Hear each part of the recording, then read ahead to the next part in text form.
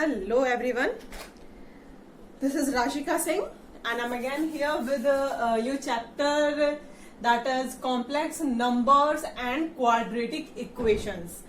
तो हम ये क्लास 11 का 5th चैप्टर कर रहे हैं. 4th we are not doing क्योंकि हमारे जो एनसीईआरटी के सिलेबस में है वो कुछ डिडक्शंस हुए हैं, उसमें 4th चैप्टर हमारा हटा दिया गया है, इसलिए हम उसको भी कवर अप करेंगे. बट जो अभी पोर्शन है कवर अप करने के लिए जो मेन है उसको हम देखेंगे, तो इसलिए हमने आज 5th चैप्टर स्टार्ट कर दिया है, that is complex numbers and quadratic equations. अब as the name showing complex numbers, what is this term means? Complex means that is something that बहुत ही जो कॉम्प्लिकेटेड हो, लाइक बहुत इजी ना हो. कॉम्प्लेक्स एंड नंबर्स तो हम सब जानते हैं, नंबर्स को मुझे बताने की जरूरत नहीं है.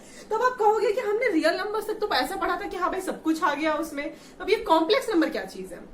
रियल नंबर्स तक हमने क्या क्या पढ़ा था कि नेचुरल नंबर होता है, देन होल नंबर होता है, देन इंटीजर्स होते हैं, then we had discussed about rational irrational. वो सबके सब आ जाते थे, रियल नंबर के अंदर आ जाते थे. ठीक है, लेकिन अब ये रियल नंबर तक तो ठीक है. अब ये कॉम्प्लेक्स नंबर क्या है? तो कॉम्प्लेक्स नंबर भी नंबर्स होते हैं जो कि इनकी जरूरत क्यों पड़ी ये भी मैं आपको एक्सप्लेन करूंगी.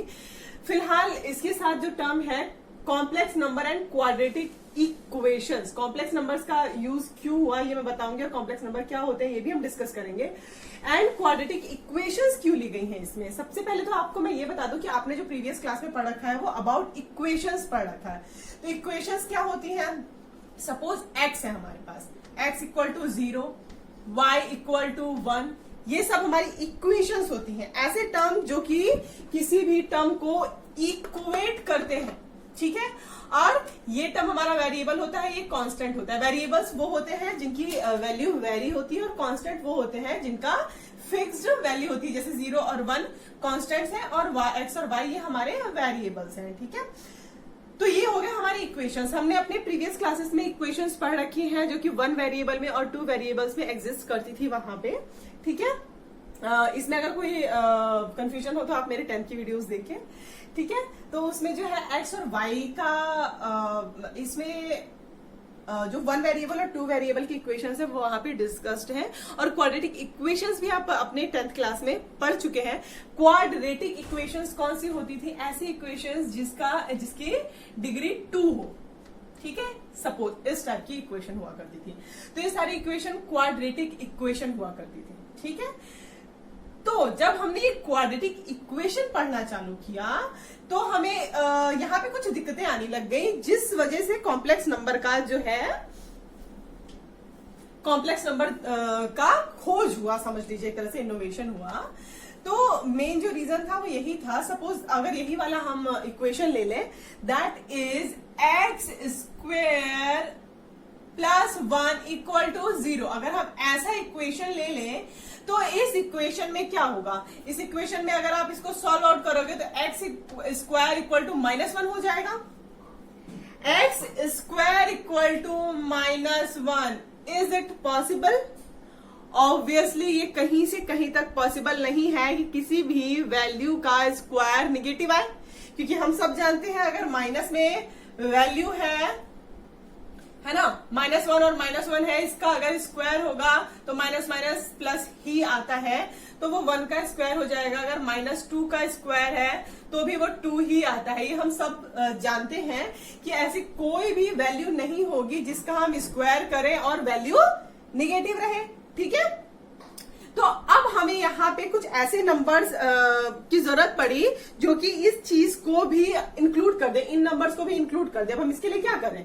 ठीक है, तो इसके लिए अब ये जो टर्म होगा ये आपका कॉम्प्लेक्स नंबर्स में आएगा. ठीक है, अब आपको समझ में आ गया होगा कि complex number and quadratic equation इस चैप्टर का नाम है क्यों. एक्चुअली कॉम्प्लेक्स नंबर इसलिए है क्योंकि वो रियल नंबर से एक्सटेंडेड है, और कॉम्प्लेक्स नंबर को हम इमेजिनरी नंबर्स भी बोलते हैं जो कि हमने इमेजिन करके बनाया हुआ है. ठीक है, एक्चुअली रियल लाइफ में या रियल कहीं भी इसकी जो प्रैक्टिकली रियलिटी में यूज नहीं होता, सिर्फ और सिर्फ ये इमेजिनरी यूज करते हैं हम, और इसके भी यूजेस होते हैं, ऐसा नहीं है कि ये यूजलेस है, इसका हम यूज करते हैं, ठीक है। और इसका क्वाड्रेटिक इक्वेशंस जो होती हैं उसमें मेन यूज उस वहां से ज्यादा इनोवेशन इसका हुआ कि मतलब हाँ ठीक है कि ऐसी इक्वेशंस कैसे सॉल्व करें, तो वहां से हमें ज्यादा है प्रेरणा मिली, ज्यादा हुआ कि हाँ भाई हमें एक ऐसे कुछ ऐसे नंबर्स भी चाहिए जो कि रियल नंबर से आगे हो, ठीक है। अब हम बेसिकली पढ़ेंगे कि कॉम्प्लेक्स नंबर होते क्या है, ठीक है। तो आपको वैसे तो समझ में आ गया कि किस टाइप के नंबर्स के चक्कर में हमें कॉम्प्लेक्स नंबर की जरूरत पड़ी। तो अगर हम इसको सपोज जो हमारे ये इक्वेशन थी that was x square plus 1 equal to 0, that will be x square equal to -1, ठीक है। तो इस चीज को x स्क्वायर, ऐसा तो कोई x स्क्वायर होता ही नहीं है, कोई भी वैल्यू होती ही नहीं है, तो इसको हम सपोज मान लेते हैं कि चलो कोई वैल्यू है जो i है इक्वल टू -1 है, ठीक है। तो ये जो i रिप्रेजेंट करता है, यही i कॉम्प्लेक्स नंबर को रिप्रेजेंट करता है, या फिर आप कह दो इमेजिनरी नंबर को रिप्रेजेंट करता है, ठीक है। तो इस नंबर को हमने एक इमेजिनरी नंबर ले लिया है दैट इज i। अब हम इमेजिनरी नंबर के पूरे खानदान में घुसेंगे कि वो कैसे होता है, क्या होता है, लेकिन क्यों होता है ये आपको अब तक मैंने बता दिया है। होप यू अंडरस्टूड कि क्यों होता है, ठीक है। अब कैसे क्या होता है ये हम आगे डिस्कस करेंगे। तो a number of the form a plus i b, जैसे ये -1 इसको रिप्रेजेंट करते हैं, तो अगर इमेजिनरी नंबर को हमें रिप्रेजेंट करना है तो हम उसको a प्लस आई बी के फॉर्म में करते हैं, ठीक है। कोई भी इमेजिनरी नंबर जो है a प्लस आई बी के फॉर्म में रिप्रेजेंट होता है, इसको हम बोलते हैं कॉम्प्लेक्स नंबर। यहाँ a और b दोनों ही जो है आपकी रियल वैल्यू को रिप्रेजेंट करती है, कि मतलब a और b तो रियल वैल्यू होगा, लेकिन i जो है वो इमेजिनरी नंबर को रिप्रेजेंट करता है, ठीक है। अब इसमें जो है इसको हम z से डिनोट करते हैं, mainly z for complex number, for imaginary number we use symbol z। जैसे हम रियल नंबर के लिए r यूज करते थे, वैसे ही हम इमेजिनरी नंबर के लिए z यूज करते हैं, z equal to a plus i b. ये इमेजिनरी नंबर का रिप्रेजेंटेशन होता है। इसमें जैसे हमने सपोज इसको -1 ले लिया था, इसको मैं अभी और डिस्कस करेंगे तो आपको थोड़ा सा और समझ में आएगा। तो ये a प्लस आई बी के फॉर्म में होता है कॉम्प्लेक्स नंबर जो होता है, और ये रियल वैल्यूज होती हैं। इसका जो z a plus i b है, इसमें जो a पार्ट है, रियल पार्ट जिसको बोलते हैं, इस चीज को हम बोलते हैं रियल वैल्यूज होती है a और b। और जो इसके दो पार्ट दिख रहे हैं आराम से साफ साफ कि एक ये पार्ट है और प्लस के बाद एक ये पार्ट है, तो ये जो पार्ट होता है इसको हम बोलते हैं रियल पार्ट, ठीक है। और इसको बोलते हैं हम इमेजिनरी पार्ट, ठीक है, क्योंकि इमेजिनरी पार्ट है साफ साफ दिख रहा है और रियल पार्ट है साफ साफ दिख रहा है। इस वाले चीज को हम REZ से रिप्रेजेंट करते हैं। REZ रिप्रेजेंटेशन बहुत ध्यान से आप देख लीजिएगा कि कैसे रिप्रेजेंट करते हैं, ठीक है। और इस वाले पार्ट को हम EMZ इमेजिनरी z से रिप्रेजेंट करते हैं, ठीक है। EM सही से देख ले, IMZ, इस वाले पार्ट को हम इमेजिनरी z बोलते हैं, ठीक है। तो रियल z होता है a, इमेजिनरी z होता है हमारा IB, ठीक है। आप रिप्रेजेंटेशन अच्छे से देख लीजिए, उसके बाद हम इसको आपको इसको समझना बहुत ही इजी हो जाएगा। एक बार को आप रिप्रेजेंटेशन देख लीजिए। तो अगर हम IB ना लिखे तो चले, B वाला पार्ट जो है हमारा, ये वाला रियल z होता है और ये इमेजिनरी z होता है, ठीक है। ये रियल पार्ट बोलते हैं, इसको इमेजिनरी पार्ट बोलते हैं, ओके। नाउ अगर हम एक एग्जांपल लेते हैं, सपोज 2 प्लस I5, ठीक है। ये z कोई नंबर है, तो इसमें जो रियल पार्ट होगा, रियल z होगा वो 2 होगा, और जो इमेजिनरी z होगा दैट विल बी 5, ठीक है। Hope it is clear. इसमें कुछ भी ऐसा बहुत ज्यादा डिफिकल्ट नहीं है, ठीक है। ये इमेजिनरी नंबर का रिप्रेजेंटेशन था, और इमेजिनरी नंबर हम क्यों ले रहे हैं इसका इंट्रोडक्शन था। नाउ अगर हम ऐसा बोलते हैं कि दो इमेजिनरी नंबर सेम होते हैं, आपको ये थोड़ा सा नया लग रहा होगा, बिल्कुल ही नया कॉन्सेप्ट है, इसको आप 2-3 बार वीडियोस को देख लीजिएगा। अगर कोई फर्दर कोई कंफ्यूजन है तो you can ask in comments, okay. Then अगर हम ऐसा बोलते हैं कि Z1 हमारे पास कोई भी कॉम्प्लेक्स नंबर है तो उसको हम कैसे रिप्रेजेंट करेंगे, A प्लस IB के फॉर्म में ना। और अगर Z2 कोई कॉम्प्लेक्स नंबर है तो उसको हम C प्लस ID के फॉर्म में रिप्रेजेंट करेंगे, है ना। तो अगर हम कहते हैं कि Z1 और Z2 इक्वल है, मतलब इमेजिनरी नंबर ये और ये इमेजिनरी नंबर ये इक्वल है, जिसमें A जो होगा वो C के इक्वल होगा और जो B होगा वो D के इक्वल होगा, ठीक है। अगर हम इक्वल नंबर्स बोलते हैं इनको इमेजिनरी में, ठीक है, इमेजिनरी नंबर या कॉम्प्लेक्स नंबर्स में। इसके लिए हम एक एग्जांपल ले लेते हैं जो कि आपके टेक्स्ट बुक से ही है, that is 4x plus I 3x minus y, ठीक है, is equal to 3 plus I of -6। ये आपका नंबर है, इक्वालिटी में इस तरीके से रिप्रेजेंटेशन है, तो आपको इसमें x और y की वैल्यू बतानी है, ठीक है। एज मेंशन्ड अबव, अगर ये दो इमेजिनरी नंबर्स इक्वल हैं तो इनके रियल पार्ट और इनके इमेजिनरी पार्ट सेम होंगे। तो अगर हम इसका रियल पार्ट उठाते हैं दैट इज 4x, तो वो 3 के इक्वल होगा। और अगर हम इसका इमेजिनरी पार्ट उठाते हैं that is 3x minus y, तो हमारे -6 के इक्वल होगा, ओके। अभी जस्ट हमने डिस्कस किया कि अगर दो इमेजिनरी नंबर्स होते हैं तो अगर वो इक्वल है तो उनका जो रियल वैल्यू है वो इक्वल होगा आपस में, और जो इमेजिनरी वैल्यू है वो इक्वल होगा आपस में, ठीक है। तो अब यहां से आप जैसे ऐसे इक्वेशन हम सॉल्व करते हैं वैसे सॉल्व कर देंगे। तो यहाँ पे x की वैल्यू जो है वो क्या आ जाएगी, दैट विल बी 3/4, ओके। और अगर हम यहाँ पे 3x माइनस x की वैल्यू हमारे पास 3/4 आ गई, x की वैल्यू मैं इसमें रख लू। अब ये सपोज इक्वेशन 1 ले लो और ये सपोज इक्वेशन 2 ले लो, तो इक्वेशन 1 से हमारे पास x की वैल्यू 3/4 आ गई है, तो हम यहाँ पुट अप कर देते हैं इक्वेशन 2 में, यहाँ से y की वैल्यू आ जाएगी, ओके। तो 3 3 जा 9/4 minus y equal to -6।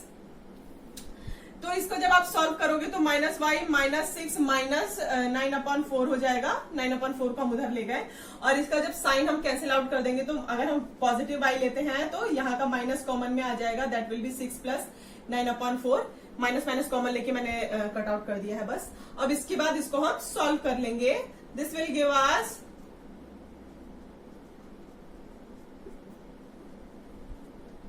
Now 33/4, ठीक है। तो x की वैल्यू जो है हमारी 3/4 आ गई और y की वैल्यू जो है वो हमारी 33/4 आ गई, ठीक है। इस तरह के क्वेश्चंस आपके पूछे जा सकते हैं। अगर हमारी इमेजिनरी नंबर जो है वो इक्वल है तो उसके इमेजिनरी पार्ट और रियल पार्ट दोनों इक्वल होते हैं, और इमेजिनरी जो नंबर्स होते हैं या कॉम्प्लेक्स नंबर होते हैं उसको कैसे रिप्रेजेंट करते हैं ये भी हमने सीख लिया, ठीक है। होप इट इज क्लियर कि हमने इमेजिनरी नंबर्स क्यों लिए हैं, ठीक है।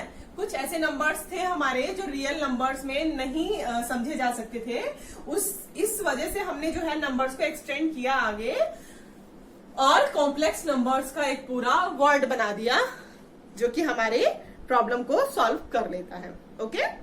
Now we will extend our conversation on complex number. हम अलजेब्रा सीखेंगे कॉम्प्लेक्स नंबर का। अलजेब्रा क्या होता है, प्लस माइनस, मतलब नॉर्मली अगर हम मैथमेटिक्स में ले तो अलजेब्रा हम तो इसी को बोलते हैं ना, प्लस माइनस। तो जो प्लस माइनस है या मल्टीप्लीकेशन डिवीजन है वो कॉम्प्लेक्स नंबर के ऊपर हम कैसे अप्लाई करते हैं ये चीज सीखेंगे, ठीक है। तो अलजेब्रा ऑफ कॉम्प्लेक्स नंबर्स में क्या है, इसमें फर्स्ट जो है आपका वो हम एडिशन पे लेते हैं, ठीक है। Addition of 2 complex numbers. अगर हमारे पास 2 कॉम्प्लेक्स नंबर है तो उसके एडिशन हम कैसे करेंगे इसको हम डिस्कस करते हैं पहले। तो लेट Z1 जो है आपका A प्लस IB है और अगर Z2 आप ले रहे हैं तो C प्लस IB है, ठीक है, ये दो इमेजिनरी नंबर्स हैं जिनका अगर हमें एडिशन करना है, that means Z1 plus Z2 करना है, तो उस पर कौन कौन से लॉज अप्लाई होंगे ये हम डिस्कस करेंगे। तो वैसे तो नॉर्मली ये ऐसे हो जाएगा कि इसके जो रियल पार्ट है वो आपस में प्लस हो जाएंगे और जो इमेजिनरी पार्ट है वो आपस में प्लस हो जाएंगे, है ना। तो इस तरीके से होगा वैसे तो, ठीक है, ठीक है। और इसके जो मैं आगे रूल्स पढ़ूंगी वो भी एज इट इज, जैसे नॉर्मली रियल वैल्यूज पे अप्लाई होती हैं वैसे ही कॉम्प्लेक्स वैल्यूज पे भी अप्लाई होंगी। आप सुनेंगे तो आपको लगेगा ऐसा। इससे पहले हम एक क्वेश्चन डिस्कस कर लेते हैं इसमें। इसका एग्जांपल अगर मैं दूं आपको, फॉर एग्जांपल अगर आपके पास है 2 प्लस I3 प्लस माइनस का 6 प्लस I5, सपोज ये आपका क्वेश्चन है जिसको आपको प्लस करना है। दो इमेजिनरी नंबर्स है और उनको प्लस करना है आपको, तो वही चीज करोगे, a प्लस सी कर दोगे, मतलब 2 माइनस 6 हो जाएगा वो। 2 प्लस 6 मतलब 2 प्लस 6 नहीं कर सकते ना, माइनस का 6 है तो माइनस का 6 लेना पड़ेगा। प्लस इमेजिनरी वाला पार्ट है उसको हम प्लस कर देंगे, that will B 3 plus 5। The answer will B -4 plus I8 या 8I लिख लीजिए आप, ठीक है, ठीक है। तो ये हमारा आंसर हो जाएगा। जैसे नॉर्मल हम लोग प्लस करते हैं वैसे क्या वैसे ही रियल वैल्यू जो होगा रियल वैल्यू के साथ जुड़ जाएगी, जो इमेजिनरी पार्ट होगा वो इमेजिनरी पार्ट के साथ जुड़ जाएगा। इसी तरीके से हम इसमें प्लस करते हैं, ठीक है। नाउ हम कुछ रूल्स पढ़ लेते हैं।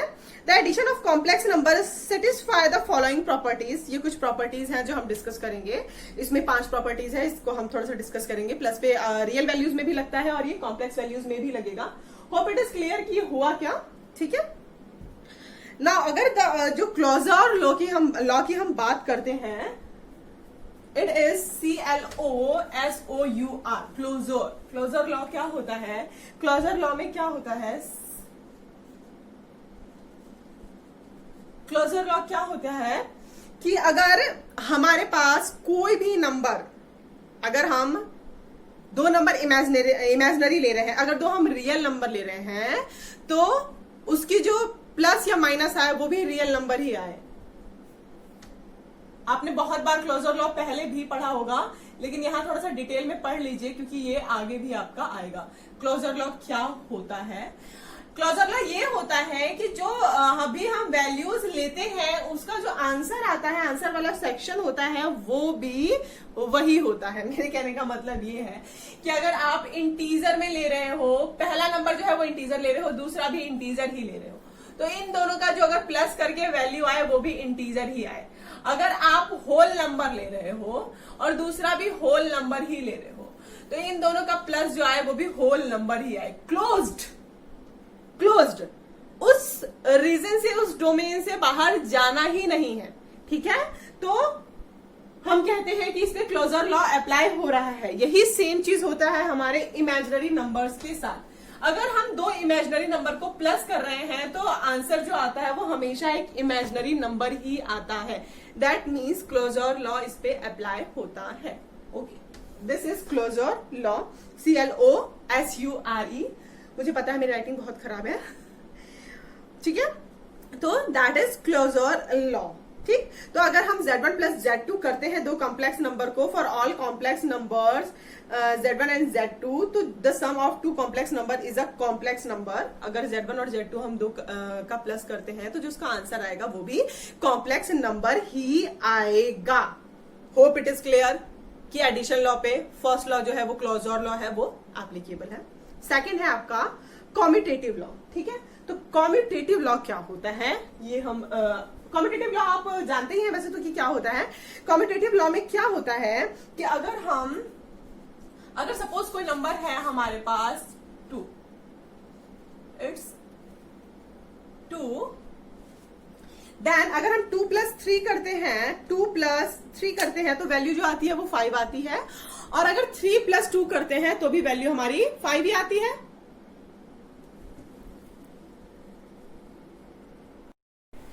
So if we are taking 2 plus 3, तो it will be 5. तो अगर हम 3 plus 2 लेते हैं तो it will also be 5. ऐसा ही सेम जो होता है वो हमारे कॉम्प्लेक्स नंबर के अंदर भी होता है। दैट मीन्स अगर हम Z1 प्लस Z2 ले रहे हैं तो कोई फर्क नहीं पड़ेगा अगर हम Z2 प्लस Z1 ले तो ये होता है आपका क्लोजर लॉ, ठीक है।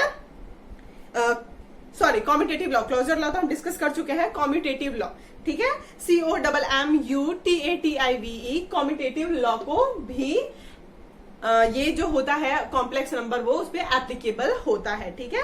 तो आपका ये जो था ये कॉम्यूटेटिव लॉ को रिप्रेजेंट कर रहा था, ओके। तो होप इट इज क्लियर कि जो कॉम्प्लेक्स नंबर है उस पर भी कॉम्यूटेटिव लॉ लगता है, ठीक है। Now if we will go on the next law, that is associative law। ये सारे लॉज आप पहले भी पढ़ चुके होंगे, ठीक है, काफी जगहों पे आता है। तो जो आपका थर्ड वन है दैट इज एसोसिएटिव लॉ। तो एसोसिएटिव लॉ क्या होता है हमारा, मैं आपको रिकॉल करा देती हूँ। वैसे तो ये सारी चीजें आपने पढ़ रखी है। एसोसिएटिव लॉ क्या होता है कि सपोज अगर हम ऑपरेशन करते हैं Z1 plus Z2 plus Z3, suppose हमारे पास ये 3 नंबर है, तो हम Z1 प्लस Z2 को पहले प्लस कर लें या Z1 plus Z2 plus Z3 को Z2 प्लस Z3 को पहले कर लें, तो जो आंसर होगा वो सेम टू सेम आएगा, कोई भी फर्क आंसर में नहीं पड़ेगा। ऑब्वियसली अगर मैं इसको आपको रियल नंबर्स में बताऊं तो 3 प्लस 4 प्लस 9 करें, 3 प्लस 4 प्लस 9 करें, तो 3 प्लस 4 को पहले ऐड कर ले या 4 प्लस 9 को पहले ऐड कर ले, answer will be same as it is. Hope it is clear what I trying to tell you. जो एसोसिएटिव लॉ होता है वो क्या होता है ये भी मैंने आपको बता दिया, ठीक है। Commutative law, closure law, commutative law और एसोसिएटिव लॉ, ये तीनों के तीनों लॉ जैसे रियल नंबर्स पे एप्लीकेबल होते हैं वैसे के वैसे ही कॉम्प्लेक्स नंबर पे भी एप्लीकेबल होते हैं, ठीक है। अब आइए आप अपना फोर्थ वन, दैट इज क्या है, the existence of additive identity. अब ये हो गए आपके लॉज जो थे 3 के 3। अब एडिटिव आइडेंटिटी क्या होती है? एडिटिव आइडेंटिटी आप पहले से पढ़ते आ रहे हैं कि आइडेंटिटी क्या चीज होती है। आइडेंटिटी ऐसी चीज, ये चीज होती है जिसमें हम जो वो पर्टिकुलर होता है उसका कोई भी और वैल्यू नहीं होती है, वही आइडेंटिटी होती है ना, पहचान, हमारी पहचान कोई नहीं बदल सकता, वही चीज आइडेंटिटी होती है। तो इसमें भी यही सेम चीज है कि जो प्लस होता है उसमें आइडेंटिटी क्या होती है। तो अगर हम रियल वैल्यूज की बात करें तो 2 प्लस 0 अगर हम लेते हैं तो value remain same, that is 2। तो जो 0 है वो क्या है, वही एडिटिव आइडेंटिटी है, ठीक है। तो कॉम्प्लेक्स नंबर में भी जो है वो आपका यही चीज एडिटिव आइडेंटिटी को रिप्रेजेंट करेगा, दैट इज 0। बट उसको लिखने का तरीका क्या होगा, that will B 0 plus I0। कभी भी कॉम्प्लेक्स नंबर में 2 पार्ट्स होते ही हैं, है ना, तो ZA प्लस IB के फॉर्म में ही हम लिखते हैं। तो उस 0 को जो हम रिप्रेजेंट करेंगे जो कि इमेजिनरी पार्ट का एडिटिव इनवर्स होगा, that will B 0 plus I0, ठीक है, दैट इज 0। मतलब कि अगर हम Z प्लस 0 करते हैं दैट विल बी Z। तो एडिटिव इनवर्स इसका भी 0 है, पर इस 0 को हम अगर कोई आपसे कभी पूछ ले, वैसे तो 0 नॉर्मली हम लिखते हैं, लेकिन कोई आपको पूछ ले कि अगर इसका मैथमेटिकल रिप्रेजेंटेशन करेंगे आप तो ऐसे करते हैं, ठीक है। इसमें 0 भी ऐसे ही रिप्रेजेंट होता है मैथमेटिकल टर्म में। होप इट इज क्लियर कि एडिटिव आइडेंटिटी क्या होती है। एडिटिव आइडेंटिटी जैसे रियल वैल्यूज में 0 होती है वैसे ही इमेजिनरी या कॉम्प्लेक्स नंबर में भी 0 ही होता है, बट उसको रिप्रेजेंट करने का तरीका अलग होता है, दैट्स इट, ठीक है। उसके बाद आपका इसमें क्या है, एडिटिव इनवर्स। एडिटिव इनवर्स जो हम अब तक पढ़ते आ रहे थे रियल नंबर्स में, वो हम ये पढ़ते आ रहे थे कि अगर हमारे पास सपोज 2 है तो इसका एडिटिव इनवर्स होगा -2। इनवर्स कहने का क्या मतलब हुआ, एकदम उल्टा, ठीक है। तो अगर एडिटिव इनवर्स की हम बात करें तो that will B 2 -2, that means 0, मतलब 0 आ जाए। कोई ऐसी वैल्यू इसके साथ हम ऐड करें जो कि एकदम नील कर दे उस चीज को, तो वो होता है -2 रियल वैल्यू में, किसी भी नंबर का एकदम उसका नेगेटिव पार्ट। ऐसे ही as it is complex numbers के साथ होता है। अगर आपके पास Z कोई कॉम्प्लेक्स नंबर है A प्लस IB, तो अगर आप उसका -Z लोगे तो that will be -A minus plus of I और माइनस का B, मतलब कि -A माइनस IB, ठीक है, मतलब दोनों ही रियल वैल्यू जो होगी वो माइनस की हो जाएगी। ओके, तो ये हमारे माइनस जेड को रिप्रेजेंट करेगा। That will B additive inverse और निगेटिव जेड भी बोलते हैं इसको। एडिटिव इनवर्स बोलते हैं और निगेटिव जेड भी बोलते हैं, क्योंकि minus Z obviously Z minus Z will be 0, और उसको रिप्रेजेंट हम ऐसे करते हैं। ठीक है, तो उसका एडिटिव इनवर्स जो है वो क्या होता है, माइनस का z. Hope it is clear. तो इसमें क्या था, addition of two complex number पे जो अलजेब्रा अप्लाई हो रही थी उसको हम डिस्कस कर रहे थे। तो ऑल वाज दिस, उसमें क्लोजर लॉ भी एप्लीकेबल होता है, कम्यूटेटिव लॉ भी एप्लीकेबल होता है, एसोसिएटिव लॉ भी एप्लीकेबल होता है। एडिटिव आइडेंटिटी क्या होती है ये हमने डिस्कस किया। एडिटिव इनवर्स क्या होता है ये हमने डिस्कस कर लिया। ठीक है, that's all for addition of two complex number. अब हम जो डिस्कस करेंगे that will So now we will discuss difference of two complex numbers. अब हमारा जो addition of two complex numbers था वो finish हो चुका है। अब हम discuss करेंगे properties that is difference of two complex numbers. अगर हम दो complex number लेते हैं तो उसके बीच का difference क्या होगा। तो होप एडिशन वाले जितने भी लॉ थे वो आपको समझ आए। एज इट इज जैसे रियल नंबर्स में अप्लाई होते हैं वैसे के वैसे कॉम्प्लेक्स नंबर्स में भी अप्लाई होते हैं। और ऐसे ही हम अगर additive difference of two complex numbers लें तो difference of two complex number क्या होगा। अगर सपोज एक हम कॉम्प्लेक्स नंबर लेते हैं Z1, that will be A plus IB, और दूसरा कॉम्प्लेक्स नंबर लेते हैं Z2, that will B C plus ID। ये दो कॉम्प्लेक्स नंबर अगर हमारे पास आ जाते हैं तो इसका जो डिफरेंस है वो हम कैसे पता करेंगे, तो वो as it is Z1 minus Z2 हो जाएगा। ओके, जैसा कि हम नॉर्मली करते हैं वैसे का वैसा ही हो जाएगा। या फिर हम इसको ऐसे भी लिख सकते हैं Z1 प्लस माइनस का Z2। ठीक है, इसके जो एलिमेंट्स होंगे वो सिर्फ और सिर्फ माइनस में चले जाएंगे। जैसे कि अगर मैं कोई कॉम्प्लेक्स नंबर लेती हूँ 6 प्लस आपका नंबर लेते हैं हम 3i minus it is 2 minus i। Suppose ये दो नंबर्स का हम डिफरेंस लेते हैं तो क्या होगा, माइनस अगर हम करते हैं तो इसके नंबर्स ही अंदर माइनस हो जाएंगे। 3i माइनस का 2 हो जाएगा और ये प्लस, यहाँ पे माइनस का 1 होगा ना, ये माइनस का जो 1 होगा i, ये प्लस का 1 हो जाएगा और ये i को दे देगा। ओके, तो 6 माइनस 2 विल बी 4 और 3i plus i will be 4i। Minus minus plus हो जाएगा ना। तो होप इट इज क्लियर कि Z1 माइनस Z2 अगर हम लेंगे तो भी एज इट इज ही इस पे ऑपरेशन होगा जैसा हम रियल वैल्यूज के ऊपर कर रहे थे। ठीक है, तो इसमें और कुछ ज्यादा है नहीं समझने को। नाउ इसमें सारे लॉज एप्लीकेबल नहीं होते, माइनस वाले में सारे लॉज एप्लीकेबल नहीं होते। जैसे हमारे रियल नंबर्स के ऊपर होता था वैसे का वैसा ही है एज इट इज। ठीक है, अब हम multiplication of two complex numbers को डिस्कस करेंगे। ठीक है, माइनस वाला डिफरेंस वाला जो था इसमें क्लोजर और एसोसिएटिव लॉज वगैरह नहीं एप्लीकेबल होते हैं मोस्ट ऑफ दी, इसलिए हम इसको यहाँ डिस्कस भी नहीं करेंगे। अब हम जाएंगे मल्टीप्लीकेशन ऑफ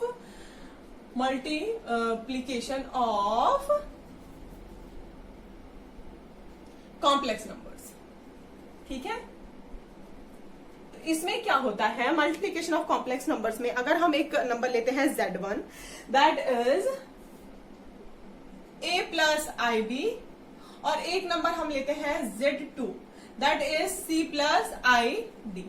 ऐसे ही दो नंबर हम लेते हैं, तो अगर हम इन दोनों का Z1 मल्टीप्लीकेशन बाय Z2 करें तो it will give us AC minus BD plus AD, imaginary part में क्या आ जाएगा, AD प्लस BC। ठीक है, ये वाली चीज को अगर हम Z1 मल्टीप्लीकेशन बाय Z2 लेते हैं तो ये ऐसे रिप्रेजेंट होगा, AC minus BD plus imaginary part में AD प्लस BC हो जाएगा हमारा। ठीक है, इसको या तो आप याद कर लीजिए या तो मैं भी आपको एग्जांपल बताती हूँ, उसमें as it is same to same मतलब आपको पता चल जाएगा कि इसको ज्यादा रटने की जरूरत नहीं है, जैसे दिख रहा है वैसा ही होगा। सपोज एक हम एग्जांपल लेते हैं, होप इट इज क्लियर। तो मैं इसको इरेज कर रही हूँ अब।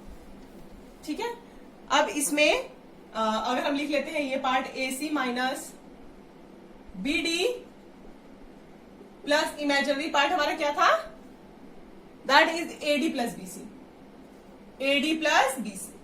ये हमारा इमेजिनरी पार्ट में था। तो सपोज हम एक एग्जांपल ले लेते हैं, दैट इज 3 प्लस I5।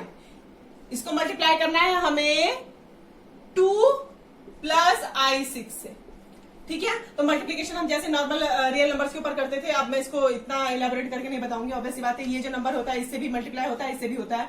तो इट विल गिव अस 3 2 जा 6 और प्लस 3 का अगर इससे मल्टीप्लीकेशन होता है तो that will give us 18I, ठीक है। और ऐसे ही अगर इसका इसके साथ ऑपरेशन होता है तो this will give us 5 multiplied by 2 10I, और इसका अगर इसके साथ होता है this will give us plus I square 30। अभी हमने जस्ट सबसे पहला जो रिप्रेजेंटेशन दिया था वो यही दिया था कि I हमने किसको मान लिया था, -1 को। अभी जो पहला फर्स्ट मैंने जो स्टार्ट किया था x स्क्वायर इक्वल टू -1, तो उसमें हमने यही माना था कि इसको हम x स्क्वायर इक्वल टू -1 है, इस वाले नंबर को सपोज हम I मान लेते हैं तो this will give us I square -1। यही से हम इमेजिनरी नंबर मानते हुए चल रहे हैं, ठीक है।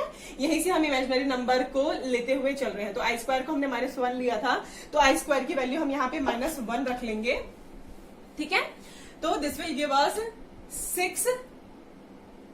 6 प्लस 8, ये जो इमेजिनरी पार्ट वाले हैं 18 प्लस 10 कितना हो जाएगा आपका, दैट विल गिव अस 28, है ना, इमेजिनरी पार्ट में। और ये I स्क्वायर क्या होगा, -1 को दे देगा इंटू 30, है ना, that will give us, minus का 30 है प्लस का 6 है, तो प्लस माइनस माइनस हो जाएगा। दैट विल गिव अस, अगर आपको 30 में से आप 6 को माइनस करेंगे दैट विल गिव अस 24, है ना, माइनस का 24 प्लस 28I, माइनस का 24 आएगा ना, क्योंकि माइनस साइन बड़े वाले नंबर के अंदर है। अब यही सेम चीज आप यहां पे अप्लाई कर दीजिए। हमारा AC क्या था, AC है ना, AB और CD थे ना, तो AC क्या होगा हमारा, AC 6 माइनस BD क्या है हमारे पास, ये और ये, माइनस BD मतलब 30 प्लस जो इमेजिनरी पार्ट था हमारा, इमेजिनरी पार्ट में क्या लेना है, AD दैट इज 6 3 जा 18 और प्लस BC सॉरी, तो B और C 10। क्या यही चीज आई है हमारी as it is, -24 plus 28I, या इमेजिनरी पार्ट ऑफ, यही सेम चीज आ गई। तो ये वाला फॉर्मूला ही एप्लीकेबल हुआ है। सिंपली नॉर्मली जो आप रियल नंबर के ऊपर ऑपरेशन करते थे वैसे ही एज इट इज यहां भी करना है, ठीक है। होप इट इज क्लियर कि आपको मल्टीप्लीकेशन में भी कुछ नया नहीं करना है, सारे के सारे वही रूल्स अप्लाई हो रहे हैं, ठीक है। और I स्क्वायर जो है हमने -1 को लिया था, वहीं से हम कॉम्प्लेक्स नंबर मेनली स्टार्ट कर रहे हैं, ठीक है। I स्क्वायर की वैल्यू -1 होती है। Now hope it is clear कि हमारा मल्टीप्लीकेशन जो है वो कैसे वर्क करता है। अब इसमें जो कुछ लॉज है उसको भी हम डिस्कस कर लेते हैं। तो इसमें जो क्लोजर लॉ होता है, क्लोजर लॉ अभी जस्ट हमने डिस्कस किया प्लस में। तो क्लोजर लॉ जो होता है वो the product of 2 complex number is a complex number. Closure law applicable होता है, मतलब अगर Z1 अगर कॉम्प्लेक्स नंबर है आपका और Z2 भी हमारा कॉम्प्लेक्स नंबर ही है, दोनों कॉम्प्लेक्स नंबर है, तो Z1 मल्टीप्लीकेशन बाय Z2 भी एक कॉम्प्लेक्स नंबर ही आएगा, मतलब क्लोज्ड होगा विद इन अ डोमेन, ठीक है। तो दैट मीन्स जो है ये क्लोजर लॉ को फॉलो कर रहा है, तो क्लोजर लॉ इज एप्लीकेबल। अब हम आएंगे कॉम्यूटेटिव लॉ पे। तो कॉम्यूटेटिव लॉ क्या कहता है कि Z1 को Z2 से कर दो या Z2 को Z1 से मल्टीप्लाई कर दो, कोई फर्क नहीं पड़ता। ऑब्वियसली अगर हम रियल नंबर्स में लें तो 2 मल्टीप्लाई बाय 3 करें या 3 मल्टीप्लाई बाय 2 करें, कोई फर्क नहीं पड़ता। ऐसे ही यहाँ पे भी होता है same to same complex number के अंदर कि हम Z1 को Z2 से मल्टीप्लाई करें या Z2 को Z1 से मल्टीप्लाई करें, आंसर विल बी सेम। तो कॉम्यूटेटिव लॉ भी इस पे एप्लीकेबल होता है, कोई फर्क नहीं पड़ता है। ऐसे ही सेम एसोसिएटिव लॉ को भी ये फॉलो करता है। एसोसिएटिव लॉ में क्या हो जाएगा आपका, थर्ड लॉ हम पढ़ रहे हैं मल्टीप्लीकेशन के ऊपर भी। सपोज Z1, Z2 और Z3 है हमारे पास, इस तरीके से कुछ है। तो अगर हम Z1 और Z2 को मल्टीप्लाई कर लें या Z2 और Z3 को पहले मल्टीप्लाई कर लें, the answer will be same. अगर हम रियल नंबर्स में देखें तो 3 मल्टीप्लाइड बाय 4 मल्टीप्लाइड बाय 5 है, 3, 4 एंड 5। अगर हम 3 और 4 को पहले मल्टीप्लाई कर लें या 4 और 5 को पहले मल्टीप्लाई कर दें, आंसर विल बी सेम। तो यानी कि ये कॉम्पिटेटिव लॉ को फॉलो कर रहा है। तो होप इट इज क्लियर कि जो हमारा कॉम्प्लेक्स नंबर है वो भी कॉम्पिटेटिव लॉ को फॉलो करता है, एसोसिएटिव लॉ को फॉलो करता है, क्लोजर लॉ को भी फॉलो करता है, कॉम्पिटेटिव, एसोसिएटिव, तीनों के तीनों लॉ एप्लीकेबल है मल्टीप्लीकेशन ऑफ कॉम्प्लेक्स नंबर के अंदर, जैसे कि हमारा रियल नंबर्स के ऊपर भी एप्लीकेबल हुआ करते थे। Hope it is clear. Now the existence of multiplicative identity. Multiplicative identity, identity क्या होती है? जो कभी लूज नहीं होती है। मतलब हमारे पास ऐसा कुछ मल्टीप्लीकेटिव आइडेंटिटी अगर हम रियल नंबर में लेते थे तो 1 को लेते थे, तो जो है मल्टीप्लाई होके 2 ही आ जाए, मतलब आइडेंटिटी चेंज ना हो। तो मल्टीप्लाई में वो नंबर 1 होता है जो कि मल्टीप्लाई करके वही नंबर दे देता है। ऐसे ही same as it is Z में भी, यानी कि इमेजिनरी नंबर में भी होता है, 1 ही होता है जो कि हम मल्टीप्लीकेटिव आइडेंटिटी लेते हैं। लेकिन अगर हम इसको लिखेंगे तो इसको लिखेंगे 1 प्लस I0। 1 को रिप्रेजेंट करने का तरीका इमेजिनरी नंबर्स या कॉम्प्लेक्स नंबर्स में ये होता है, ठीक है। इस चीज को हम लेंगे और यही हमारा जो होगा वो मल्टीप्लीकेटिव आइडेंटिटी को शो करेगा, 1 plus I0। Hope it is clear. बहुत ही सिंपल सा है, ठीक है। बस थोड़ा सा लिखने के थोड़े से तरीके डिफरेंट है, दैट इज। अब हम आएंगे मल्टीप्लीकेटिव इनवर्स पे। Multiplicative inverse, existence of multiplicative inverse. तो अगर हम कोई नंबर लेते हैं, सपोज हमारा a प्लस IB का फॉर्म लेते हैं, a प्लस IB का फॉर्म लेते हैं, ठीक है।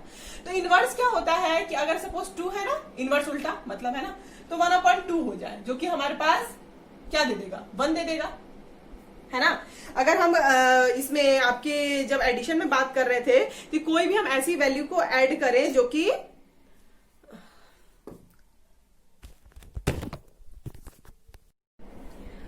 जैसा कि हम एडिटिव इनवर्स में देख रहे थे कि जो वैल्यू थी, अगर हम a प्लस IB का हमें एडिटिव इनवर्स लेना होता था तो हम उसको लेते थे माइनस में, मतलब कि z कोई ऐसी वैल्यू ले जिसका माइनस अगर हो तो वो 0 आ जाए। ऐसी अगर हम एडिटिव इनवर्स की बात करेंगे तो कोई ऐसी वैल्यू मल्टीप्लाई करेंगे जिसकी वैल्यू 1 आ जाए, तो ऑब्वियस बात है उसी वैल्यू का इनवर्स होगा। मतलब अगर 2 है तो उसका जो इनवर्स होगा 1/2, that will B additive inverse, ठीक है।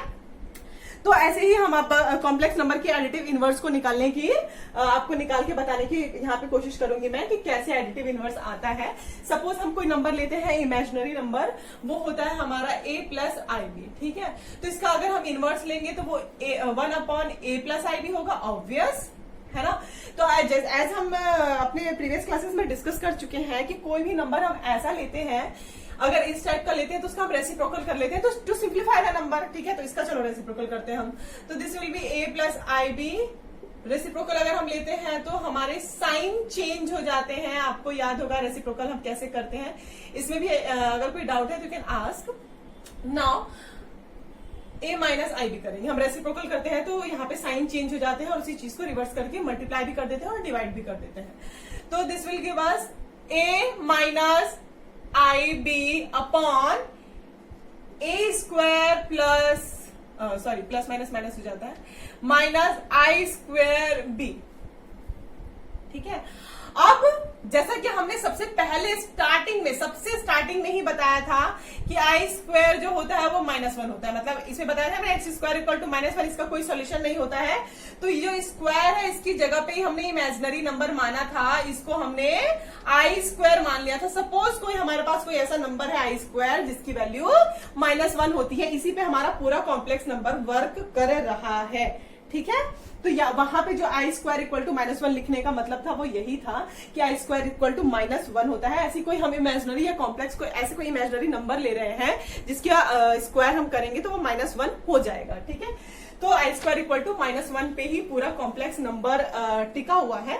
तो I² इक्वल टू -1 होता है, तो a minus IB upon A square ये प्लस बी स्क्वायर, सॉरी यहाँ स्क्वायर चलेगा, ठीक है, एक्स प्लस आई बी और एक्स माइनस आई बी है तो x square minus y square वाला इसमें फॉर्मूला लग जाएगा जो कि आपने पढ़ रखा है, ठीक है। अभी हो जाएगा A square plus B square. अब अगर इसको मैं अलग अलग लूं तो A upon A square plus B square plus जो इमेजिनरी पार्ट है वो अलग हो जाएगा, imaginary part minus B upon ए स्क्वायर प्लस बी स्क्वायर। तो ये होगा inverse of any number, additive sorry multiplicative inverse. इस चीज को हम बोलते हैं multiplicative inverse. Hope it is clear कि मल्टीप्लीकेटिव इनवर्स जो होता है उसको ऐसे क्यू लिखते हैं इमेजिनरी नंबर्स में, ठीक है। That is z multiplied by 1 upon z should give equal to 1। Multiplicative identity ये होती है ना, तो मल्टीप्लीकेटिव आइडेंटिटी ये होती है तो उसका इनवर्स वही होगा जो कि उसे मल्टीप्लाई करके 1 दे दे। तो इसे मल्टीप्लाई करके यही चीज 1 देगी ना, इसी चीज का हमने रेसिप्रोकल लेके सिंप्लीफाई किया है तो वो इस तरीके से शो करेगा, ठीक है। तो ये हमारा था आपका मल्टीप्लीकेटिव इनवर्स, ठीक है। नाउ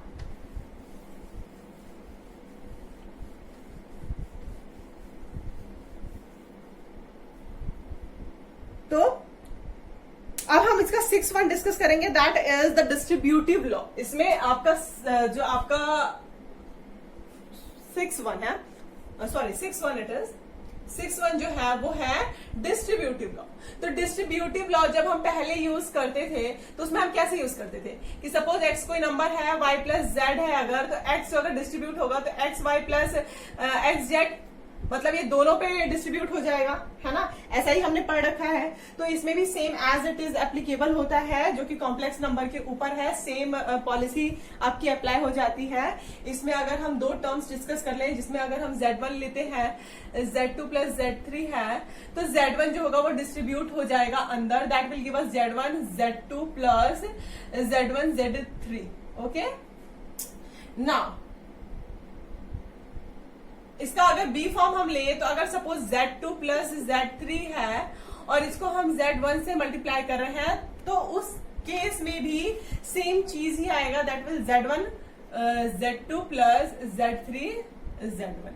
मतलब यहाँ पे आप कुछ भी ले सकते हो, 3 और 1 भी ले सकते हो, बाहर 2 ले सकते हो, कुछ भी ले सकते हो, ठीक है। तो मतलब कि पूरा डिस्ट्रीब्यूट हो जाता है ब्रैकेट्स के अंदर, दैट इज डिस्ट्रीब्यूटिव लॉ। तो ये डिस्ट्रीब्यूटिव लॉ होता है, ये भी एप्लीकेबल होता है किसके ऊपर, जो आपका कॉम्प्लेक्स नंबर है, ठीक है। अब division of two complex numbers क्या होते हैं, division of two complex numbers क्या होते हैं, जैसा एज इट इज, जैसे कि हमारे रियल वैल्यूज में होता था division of two real numbers हम करते थे, कैसे करते थे, 5/4। ऐसे ही जो हमारे इमेजिनरी नंबर होते हैं, सपोज कोई इमेजिनरी नंबर है z1, तो उसका अगर हम डिवाइड करेंगे z2 से तो उसको ऐसे शो करेंगे, ओके, z2 से अगर हम करते हैं, या फिर हम इसको ऐसे लिख लेंगे z1 मल्टीप्लाइड बाय 1/z2, ठीक है। 1/z2 लिखने से हमें क्या होगा कि एक इजी मेथड आ जाएगा, जो कि हमने अभी एडिटिव इनवर्स पढ़ा, उसको हम अप्लाई कर देंगे, ठीक है। अब इसके लिए हम एक इसको क्वेश्चन को डिस्कस कर लेते हैं। यहाँ पे इसमें क्वेश्चन क्या डिस्कस करते हैं, जैसे कि आपके इसमें एग्जांपल में ही दिया हुआ है, सपोज जो z1 है दैट इज 6 प्लस 3i, ठीक है, और अगर z2 है आपका तो दैट इज 2 माइनस आई 2, ठीक है। तो अगर हम z1 को z2 से डिवाइड करेंगे तो कैसे करेंगे, z1 डिवाइडेड बाय z2 अगर हम करें तो it will be 6 plus 3i divided by z2, that means 2 minus I, या हम इसको 6 प्लस 3i, अब इसको हम 2 माइनस आई लिख सकते हैं। तो देख लो ये एडिटिव इनवर्स को शो कर रहा है साफ साफ, तो मैं सीधे एडिटिव इनवर्स का इसमें फॉर्मूला लगा दूं तो दिस विल गिव अस, जो आपका ये वाली टर्म है इसको हमने एडिटिव इनवर्स कर दिया है, तो this will give us 2/2 square minus 1 का प्लस माइनस 1 का स्क्वायर। इसमें आप कंफ्यूज मत होइएगा, मैंने बस इसका रेसिप्रोकल कर दिया है, that is 2 plus I upon 2 plus I, ठीक है, यही चीज किया है बस, जैसा मैंने अभी जस्ट डिस्कस किया कि एडिटिव इनवर्स कैसे निकालते हैं, वही चीज करके मैंने सीधा सीधा लिख दिया है। आप करिएगा इसी चीज को सेम। अगर कोई कंफ्यूजन होगी तो you can ask, not at all problem. जो इमेजिनरी पार्ट होगा उसमें क्या आ जाएगा, माइनस का बी लेते थे ना हम, -1। इसमें बी क्या है हमारा, -1 ऑलरेडी है, मतलब इसको हम 2 प्लस -1 आई ही तो लिखेंगे ना इस वाली चीज को।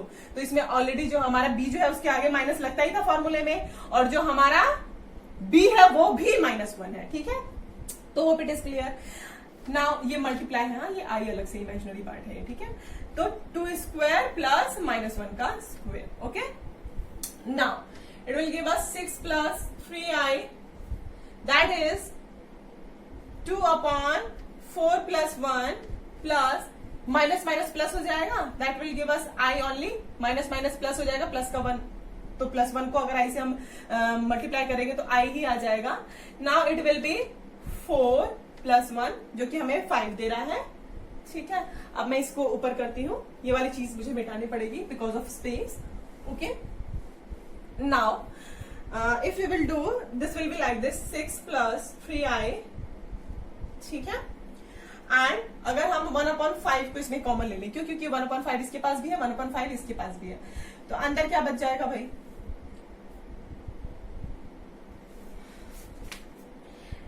इसका जो 2 प्लस आई का पोर्शन है वो ऊपर बच जाएगा, है ना। तो मतलब ये वाला पोर्शन 2 प्लस आई ऊपर आ जाएगा। ठीक है, तो ये सिंप्लीफाई हो गया, आपको बहुत ही इजीली दिख रहा होगा। जो इमेजिनरी पार्ट हमारा नीचे है उसको हम ऊपर ले आए ये सारी चीजें करके। ठीक है, मल्टीप्लिकेटिव इनवर्स लगा के। अब हमें क्या होगा, इसका इससे मल्टीप्लिकेशन करना इजी होगा, है ना। तो ऑब्वियस ही बात है, सिर्फ और सिर्फ ट्रिक्स है काम करने के। ठीक है, तो होप इट इज क्लियर कि हमने इतना सारा क्यों किया, क्योंकि हमारा सीधे सीधे आंसर आ जाए ऊपर की तरफ। 1/5 अगर हम लें, जैसा कि अगर आपने रेसिप्रोकल अच्छे से किया होगा 10th में, तो आपको समझ में आ रहा होगा कि रेसिप्रोकल करके हम कैसे सिंप्लीफाई करते थे क्वेश्चंस को। ठीक है, तो 1/5 अगर हम ले इसको और इसको करेंगे तो इस पे सेम जो फॉर्मूला होता है एसी वाला आपका मल्टीप्लीकेशन वाला, उसको आप अप्लाई करेंगे। AC minus BD plus I imaginary part AD plus BC।